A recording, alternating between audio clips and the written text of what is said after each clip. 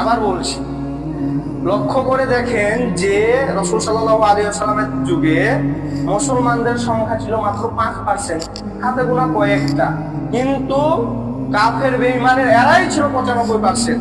তারপরেও কোন যুদ্ধে মুসলমানদের পরাজয় হয়নি।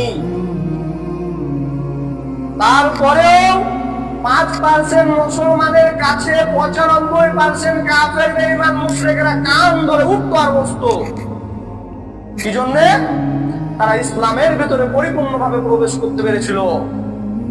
তারা কুরআন এবং হাদিস অর্থাৎ রাসূল সাল্লাল্লাহু আলাইহি ওয়াসাল্লাম যা বলতো, আল্লাহ যা বলেছেন তা তারা মানতো। হালালকে হালাল, হারামকে হারাম, হ্যাঁ তো হ্যাঁ, না তো না, তারা সেইভাবে চলতো, যার কারণে আল্লাহ তাদেরকে সাহায্য করত।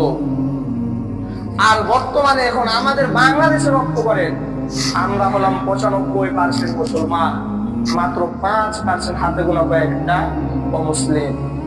তারপরেও তাদের কাছে আজকে আমরা কান ধরে উঠতেছি আর বসতেছি।